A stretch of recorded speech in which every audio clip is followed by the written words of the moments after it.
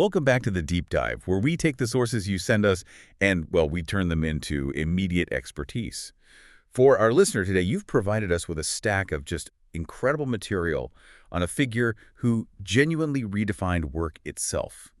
Mary Parker Follet. She's a name that really should be on every organizational leader's whiteboard. But surprisingly, she remains a figure many only encounter, in a management history class. Indeed. We are diving into the world of the woman often called the prophet of management.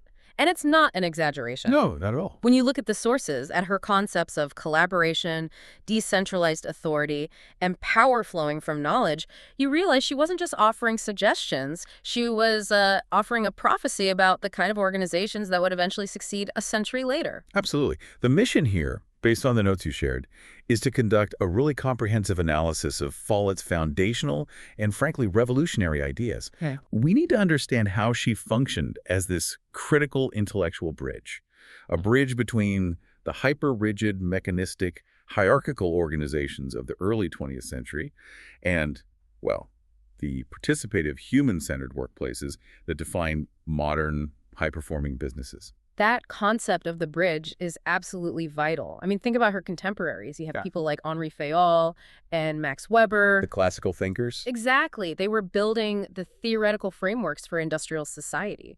They essentially viewed the organization as a perfectly efficient, rigid machine. Clockwork bureaucracy. A perfect description. They were focused entirely on rules, hierarchy, clear lines of authority, and efficiency achieved through strict control from the top. All about the structure. It was all about structure. And then Follet, a political scientist and social worker by training, comes along and starts introducing concepts that were just foreign to the factory floor. Things like psychology, group dynamics, participation, and most importantly, the ethics of human dignity in work. She was putting people into the machine equation. Yes. When her peers were only discussing gears and levers, she was talking about the human element. It's just astonishing. I mean, she was laying the groundwork for the human relations school, championed later by people like Elton Mayo, but she was doing it decades earlier. She was talking about collaboration and democratic administration when the default thinking was all based on, military command structures and unquestioning obedience. And that is why her ideas are so foundational to what we consider modern administrative thought.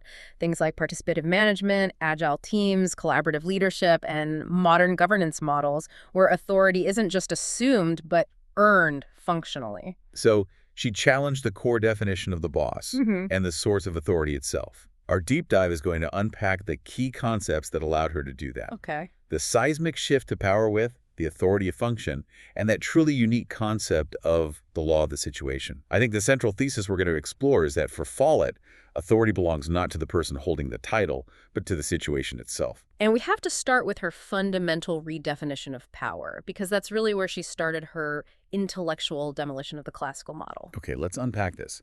Follet starts with a surprisingly simple definition of power, which I, for one, appreciate for its clarity. It's very direct. She calls it simply the ability to make things happen, or to initiate change. So she views power not as inherently evil, but as this natural creative human urge. But then she introduces a dichotomy that completely changes how we view administration. That's the core distinction, and for our listener, this is probably the most critical takeaway from her work. She splits power into two modes of operation: power over and power with. Power over is the traditional recognizable structure, right? Right. It's coercive power. The ability to force someone to act against their own will or judgment, backed by positional status or the threat of punishment. And Follet was relentless in pointing out the long-term destructive results of power over. It generates friction, it naturally creates conflict because it suppresses one will in favor of another. And crucially, for an organization, it leads to poor understanding. If you are constantly forcing compliance, you are not fostering genuine commitment. You're not allowing the subordinates' knowledge to contribute at all. It's zero-sum. One person gains control, the other loses autonomy, and the organization itself suffers because half the brain power is focused on resistance or resentment, not the task. Exactly. This leads to hitting resistance, low morale, and what sociologists call minimum compliance. People do just enough to avoid punishment. Right. What's the least I can do to not get fired? Precisely. But then she champions power with, and this is defined as coactive power that is developed jointly through cooperation and shared purpose. power with sounds like the essence of, synergistic teamwork. It is. This form of power is championed as far superior because it actively encourages participation and shared effort. It means working with people, not dominating them. It elevates the collective intelligence of the entire organization. Where power over is based on fear and subordination, power with is based on competence and synergy. I do have a question here regarding realism. In a truly high-stakes crisis, say an emergency room or a military setting, do we really have time for power with? Follet was working in political science. Did she acknowledge the immediate necessity of power over in some situations? That's an excellent and a very necessary critical point. Follet was realistic. She wasn't a utopian. She admitted that power over cannot be completely eliminated, especially when speed or immediate safety is paramount. Okay. But she insisted that the mark of a truly excellent organization is its administrative goal. And that goal is to reduce power over to the absolute minimum and maximize power with. So the goal of administration isn't just to maintain order, but to actively cultivate collaboration. That's it. It's a proactive developmental process. So if the goal is to cultivate this superior power with, how did she propose organizations actually go about developing it? What are the mechanisms? She proposed 3 interlocking mechanisms, and these really form the foundational administrative steps for this new collaborative world. The first one is integration. And this is perhaps her most idealistic, but also her most profound concept. Integration is her signature mechanism for resolving conflict, and it is a radical departure from compromise. How so? Well, most of us deal with conflict by either domination, I win, you lose, or compromise, where we both lose a little. We meet in the middle, and neither of us is happy. Exactly. Follet rejected compromise because it leaves both parties slightly dissatisfied and potentially resentful. Integration, however, is the creative process of finding a solution that successfully satisfies everyone's core underlying desires. That sounds like a dream scenario. Can you give a detailed example of what integration looks like in practice versus a standard compromise? Certainly. Let's take a classic organizational conflict. The sales team wants the product launched now. Their desire is revenue generation, market share. Right. The engineering team wants the product launched in 6 months. Their desire is stability, 0 bugs. A familiar story. A very familiar story. A compromise might be launching in 3 months. What happens? You get a buggy product, so the engineers are frustrated, and you get mediocre sales, so the sales team is frustrated. Everyone loses. Okay, so what would Follet do? Follet would force them to step back and ask, what is the underlying need here? She would make them articulate the true, non-negotiable needs. Engineering's real need might not be 6 months total. It might be adequate time for rigorous testing on component X. So it's more specific. Much more specific. And sales' real need might be getting some viable product to our key accounts quickly to secure their business for the year. An integrated solution might be launch a minimal, highly stable version without component X in 1 month. Okay. That satisfies the quick market entry desire. Then you dedicate the next 5 months to rigorously testing and integrating component X for a version 2, satisfying the stability desire. Neither side gave up their core desire. They collaboratively restructured the project to satisfy both needs sequentially. That reframes conflict not as a fight to be settled, but as raw material for a better, more creative solution. Exactly. She noted that conflict itself is unavoidable. It can even be constructive because it forces hidden assumptions and issues into the open. But integration transforms that constructive conflict into a creative opportunity rather than letting it devolve into domination. So that's the first mechanism. The second is functional unity. Right. This is the idea that authority comes directly from the person's function or their job expertise, not their rank. This is a direct attack on hierarchy. Power naturally resides with the knowledge necessary to complete the task. We'll dive deeper into this in the next section, but it serves as a critical foundation for power with. And the third, the concept that truly grounds her theory in objective reality, is obeying the law of the situation. This is the critical mechanism for depersonalizing orders. It means that decisions are dictated by the objective facts of the situation, the data, the deadlines, the resource constraints, rather than by the personal whim or subjective opinion of a superior. So if everyone agrees on the facts, the path forward often dictates itself. It does. It eliminates the need for a superior to exert power over. So the radical shift here is that she's literally relocating power from the person, the boss, to the external reality, the facts. That fundamentally changes the boss's job. It does. It shifts the role of the supervisor from the person who gives orders to the person who helps the team jointly interpret the objective situation. And this brings us back to her definitive stance on delegation. Right. Follet stated definitively that power cannot be delegated like a physical object. Why was she so absolute on this? I mean, it runs counter to every business school lesson from the last 50 years. It runs counter to traditional thinking because traditional thinking confuses status with power. If we accept Follett's definition that power stems from a person's inherent knowledge, competence, and ability to influence, then it's not a thing you can hand down. It's not a possession. It's not a possession.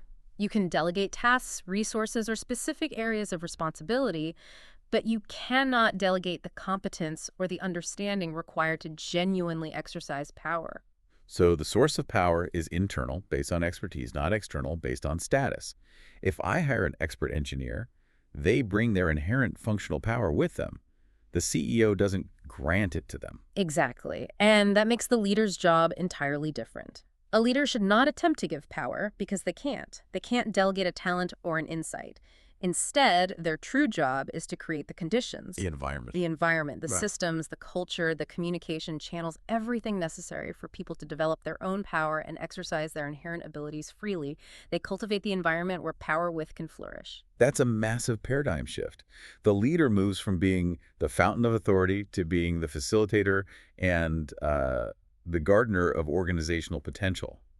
This framework is just essential for modern, flat, knowledge-based organizations. It really is. That discussion on power flowing from knowledge naturally transitions us to authority. Follett was writing when the concept of authority was dominated by Weber's rational legal framework authority based solely on position and adherence to rules. She saw this as deeply flawed. She did. Follett strongly rejected the traditional idea of authority based only on status or position. The classic, I am the boss because the organizational chart says so model. Exactly that. She argued that this offends human dignity because it dismisses competence in favor of mere rank. It demands blind obedience, which is inefficient and, frankly, disrespects the knowledge of the individual. So if authority doesn't come from the status, where does she locate true legitimate authority? The source of true authority, for Follett, must come from the function and the situation. The moment you are the recognized expert on a task, you possess the authority of function for that task. Regardless of your title. Regardless of whether you are a junior analyst or a senior vice president, your knowledge dictates the correct course of action, and therefore you hold the authority in that moment. And this inherent authority, based on facts and expertise, is why she called the phrase delegation of authority obsolete. It's obsolete because authority isn't a commodity that is passed down from the top. If authority exists with the function, with the technical requirements of the task itself, then it inherently exists with the person performing that function. So it's generated by the task. It is generated by the required knowledge, not granted by the superior. You can't delegate what is naturally generated by the task. That is a profound distinction. Let's move to responsibility, because she redefined that too, using the same functional lens. If authority flows from the function, so must responsibility. Yes, she insisted on changing the core administrative question. Instead of asking the classical vertical question, to whom are you responsible, meaning your direct boss? The hierarchical question. Right. The key question becomes, for what are you responsible, meaning the specific function or task you own.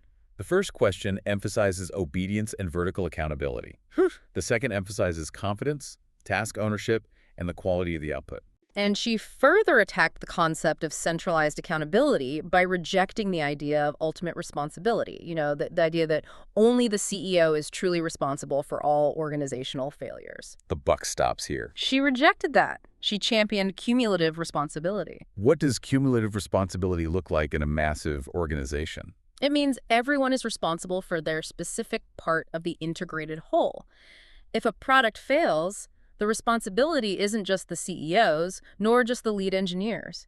It is distributed across the design function, the manufacturing function, the sourcing function, the testing function. It's a system failure, not a person failure. It acknowledges that organizational failure is almost never the result of one person's mistake, but rather a break in the cumulative, interconnected process. Yet if you accept cumulative responsibility, You are highly incentivized to engage in reciprocal relating and direct contact, as we'll discuss later, because your success depends on the success of every other functional part of the chain. Exactly. It forces management focus away from finding fault in a single person and redirects it toward optimizing the system and the processes connecting those functions. Now, let's apply this functional lens to control. Classical thinkers saw control as man control, the superior controlling the subordinate or superimposed control exerted from the top down. Follet completely reversed that with her revolutionary view. She introduced the concept of fact control. This is the culmination of her ideas on depersonalization. It means the facts of the situation, the market data, the machine status, the objective needs of the customer should control behavior, not a person's command.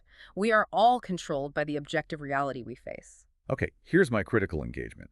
For our listener working in a highly regulated or bureaucratic industry, isn't fact control just another name for rigid rules and procedures? How do we stop this from creating more bureaucracy? That is the essential difference between Follet and Weber. Weberian rules are rigid and predetermined, regardless of the unique situation. Follet's fact control is dynamic and contextual. It relies on the current objective reality. It's not about following a manual written last year. It's about responding to the real-time data right now. For example, if a machine maintenance log of fact dictates that a component must be replaced immediately, that fact controls the decision, not a preset bureaucratic rule about scheduled downtime. It's responsive, not prescriptive. That's incredibly liberating in a workplace context. If the facts are dictating the action, I don't feel dominated by my supervisor. I feel guided by a shared necessity and objective reality. And that leads directly to the second major concept in control, correlated control. Since the facts are everywhere, control isn't centrally located at the top. It is shared, distributed, and correlated across all parts of the organization. So every part has to control its function in harmony with the others. Making the system self-regulating. And what is the ultimate organizational outcome of this distributed, functional, correlated control? When this unity of function and correlated control is successfully achieved, it results in self-control. The individual, understanding their function within the whole and guided by the dynamic facts of the situation, doesn't require constant external supervision. They are controlled by the needs of the task itself because their internal motivation is aligned with the external requirements. In summary for this section, Follet took the core pillars of classical management authority, responsibility, and control and removed them entirely from the realm of personal status. Entirely. And placed them instead firmly in the realm of function, expertise, and dynamic objective fact. That is why she is the bridge. She built a model where cooperation became the most efficient form of control. A perfect summary. If the organization is a network of interconnected, self-controlled functions, you need a highly effective blueprint to ensure that network operates smoothly. And these are Follet's 4 principles of coordination, which the sources note are practical, prescriptive steps for administrative success. This is her mechanism for achieving that functional unity. These principles are essential. They take her highly conceptual definitions of power, width, and function and translate them into actionable administrative steps. They move her theory out of the philosophical realm and into the administrative playbook of any effective manager. Let's start with Principle 1, reciprocal relating. Reciprocal relating means that all factors within a situation must be related to each other and mutually influence one another. It emphasizes that organizations are holistic systems, or what we now call complex adaptive systems. You can't just tinker with one piece. No. You cannot isolate one part of the organizational puzzle and expect to solve it independently. The parts must interact and mutually determine the outcome. So give us a specific breakdown. If the engineering team sets a delivery schedule, they are influenced by sales projections. Right. But those sales projections are also influenced by the quality and features promised by the engineering team. It's a constant mutual feedback loop, not a linear chain. Exactly. It completely rejects the siloed approach to management where departments operate independently and just, pass along the finished product. To achieve flesh and efficiency, you have to understand that if you change one variable, say increasing production speed, you must instantly consider the reciprocal effect on quality control, labor costs, and supply chain logistics. Every part determines every other part. Principle 2 is direct contact. This is one of her most potent direct attacks on the classical thinkers.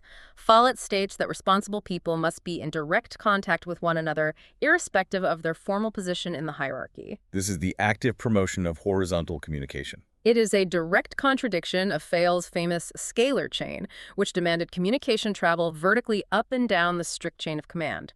Fayol only permitted bypassing the chain via the gangplank, a carefully controlled exception. And Follet says what? Follet says the gangplank should be the standard operating procedure. She realized that waiting for information to travel up the hierarchy and back down is criminally inefficient, it distorts the message, and it removes the functional context.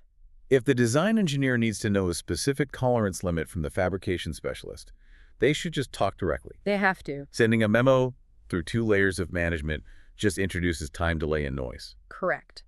The organization must facilitate the shortest path between the required function and the necessary information, regardless of the org chart. This principle is foundational to modern matrix management and agile methodologies, where cross-functional teams communicate peer-to-peer constantly. Okay, principle 3, coordination in the early stages. This speaks directly to the psychological dimension of power width.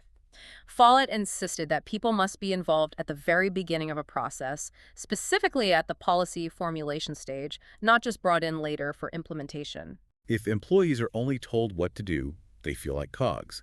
If they help decide why and how to do it, they're invested.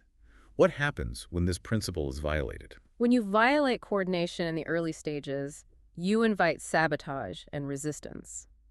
People who are handed a completed policy will find reasons why it won't work, often because the designers, operating in a silo, failed to consider practical functional knowledge. Of course, they miss something obvious to the person on the ground. Always. By involving the people who will execute the policy in the formulation stage, you dramatically increase buy-in, you reduce implementation friction, and you increase the quality of the final policy because you benefit from their inherent functional knowledge. It transforms the implementation team from reluctant followers into co-owners of the policy. This is really the root of modern user-centered design and participatory budgeting models. Precisely. It maximizes motivation and ensures the solution is grounded in practical reality, not just theoretical planning. And finally, principle 4, coordination as a continuing process. This is Follett's antidote to administrative complacency. Coordination is not a singular event. It's not just the annual planning meeting or a one-time team-building exercise. It is a continuous process that requires permanent machinery and constant effort to manage. What does that permanent machinery look like in a modern organization through Follett's eyes? It looks like mandated cross-functional meetings, built-in feedback loops, shared data dashboards accessible to everyone, that's your fact control infrastructure, and administrative structures that actively encourage direct contact and reciprocal relating. So it has to be part of the system's design. It has to be baked in. It means that time must be intentionally allocated for coordination, not just production.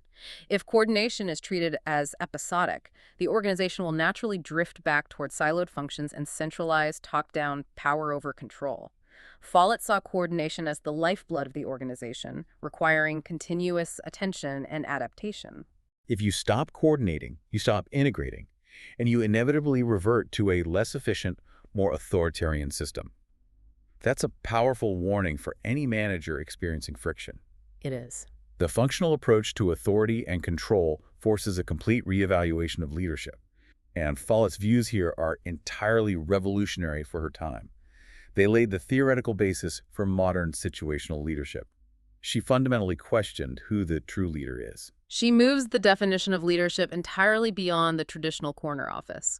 A true leader is defined as someone who can synthesize the total situation, energize the group toward a shared, integrated goal, and guide them effectively from the current stage to the next. That definition is completely agnostic regarding rank or title. It's focused solely on the ability to perceive objective reality and motivate collective integrated action.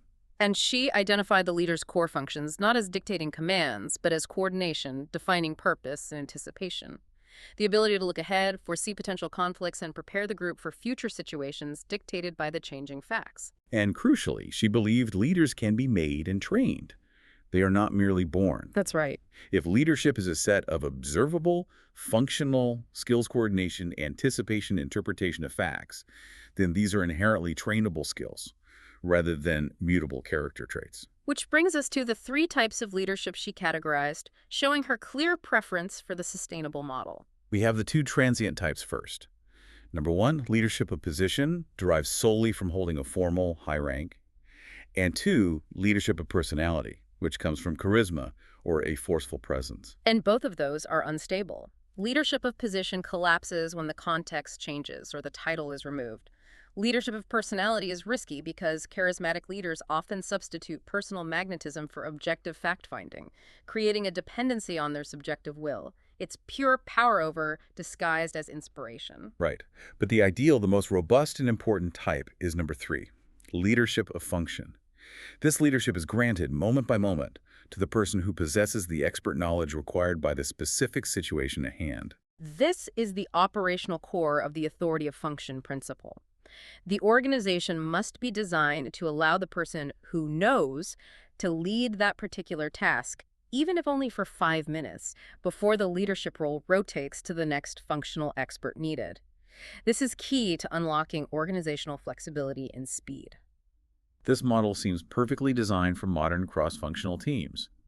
You might have a team lead by a project manager for scheduling, but when a technical glitch arises, leadership immediately shifts to the software architect. Exactly. The source provides that classic critical illustration, a dispatch clerk. A person typically of lower rank might have to give an order to a superintendent, a person of higher rank regarding scheduling. But wait, if authority of function means the clerk can order the superintendent, how do you manage long-term accountability, respect for the hierarchy, and the overall chain of command? I mean, doesn't this create total chaos? This is where Follet requires a high degree of organizational maturity, which is why her ideas were called idealistic at the time. First, the clerk is not giving a personal order. They are relaying the law of the situation. The facts dictate that machine X must be cleared by 2 p.m. Therefore, superintendent, you must shift your priority. Second, the superintendent must understand that their role includes facilitating the functional needs of the organization, not just defending their positional status. So the organization has to be flexible enough to allow this functional leadership to operate fully, overriding the formal hierarchy when expertise requires it. The superintendent is obeying the facts presented by the clerk, not the clerk herself. That distinction is everything. The superintendent's long-term accountability remains to the organization, but in that specific moment, they are functionally accountable to the objective reality interpreted by the functional expert. Follett's true organizational genius was recognizing that the most successful groups are those that can make that switch seamlessly. That is the basis of the modern situational leadership model, the idea that the leadership required changes depending on the competence and commitment of the team members involved in that specific task, regardless of their title on Tuesday morning. And we see this played out in complex fields daily. The district magistrate has leadership of position, but during a technical crisis, say dealing with a chemical spill, they must rely absolutely on the leadership of function, held by the lead environmental engineer or the hazmat team chief. The DM's power is coordinating the response. Right, but the technical commands, the actual orders about what to do, flow from the expert. We've touched on it repeatedly, but let's dedicate time now to Follett's most famous and arguably most practical concept, the law of the situation. This is where functional authority, fact control, and depersonalized orders all come together. This concept is the ultimate administrative solution to avoid the conflict inherent in power over. If you can eliminate the feeling that one person is dominating another, you eliminate the emotional and intellectual resistance that follows. And her core principle here is the ultimate simplification. A person should never give orders to another person. Instead, both individuals agree to take their orders from the situation itself. The situation, the facts, are the objective third-party commander.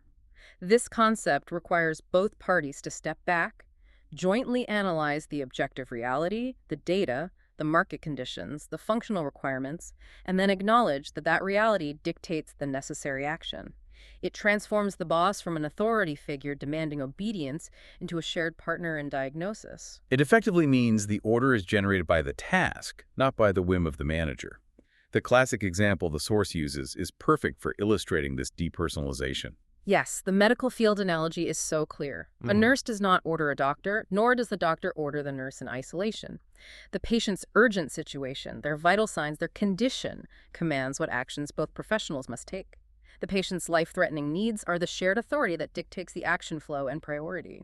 This requires a highly disciplined approach to communication. So instead of saying, "I need you to stop what you're doing and work on the Jones account," a Flushing manager would say, They would say something like, the Q3 precaution data shows that if the Jones account deliverable is not completed by Friday, we will miss our regional target by 15%.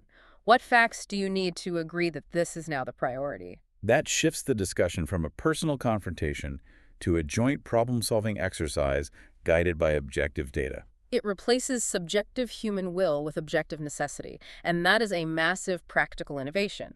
When the facts are in control and we've achieved integration, the decision is mutually accepted because it's objective. Given how insightful, revolutionary, and practical these concepts are, it remains astonishing that she was largely ignored during her lifetime. She died in 1933 before her work gained real traction. Let's look at the criticisms and the historical context that explains why Follett's work didn't immediately take hold. The neglect she suffered for decades, it really stems from a combination of academic dismissal and just poor timing relative to the global industrial culture. First, her ideas, especially the pursuit of integration, were dismissed in the academic world as illusory or simply too idealistic for the real world of industrial warfare. Right. In the early 20th century, labor relations were defined by confrontation. Strikes, union battles, harsh managerial control, those were the norms. The idea of finding a solution that satisfies everyone's desires seemed hopelessly utopian to people steeped in zero-sum conflict theory. They saw conflict as a fixed feature of industrial life, not as raw material for creativity. Exactly. Second, she was criticized for not being a systematic writer. What does that mean exactly? She was a sociologist and philosopher whose work was largely collected papers and lectures published posthumously. Her approach was conversational, reflective, and often scattered. In an era obsessed with formalized systematic theories, the neat organizational charts and rule sets presented by Weber and Fayol, her less structured approach was often dismissed in serious academic circles as interesting, but not rigorous enough to define management science. And of course, the historical context and the inherent gender bias must be acknowledged as major factors. Absolutely. The sources strongly suggest that her ideas of cooperation were entirely out of sync with the dominant conflict and mechanistic thinking that defined administration during the war-torn early 20th century. And furthermore, operating as an intellectual woman in the entirely male-dominated field of business administration and political science at that time certainly contributed to her marginalization and the slow recognition of her profound insights.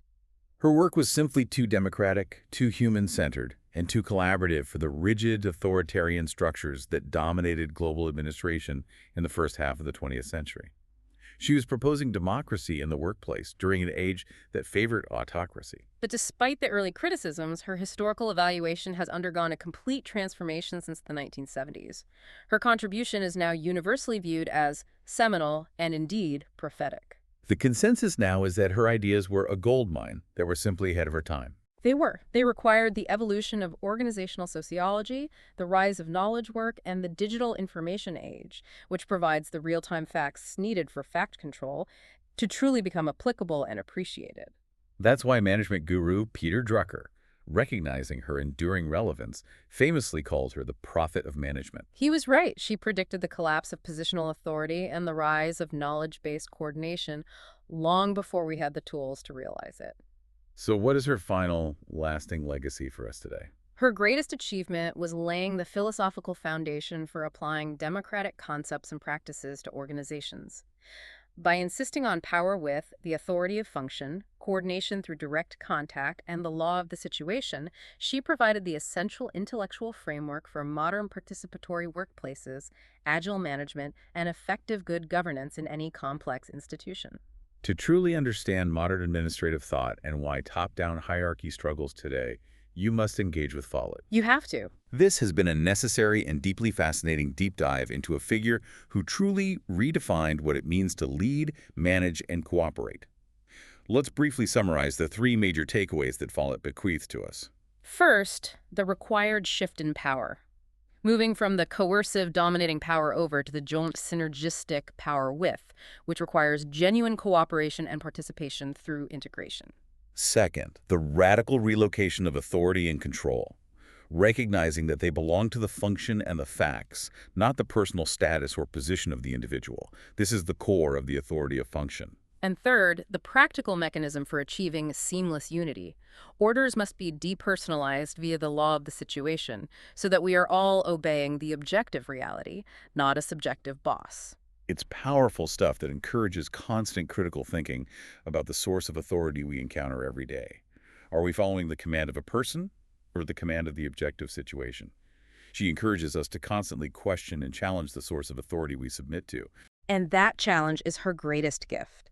If you leave this deep dive with one concept, let it be the situational nature of leadership. So for you, our listener, here's a final provocative question to take with you.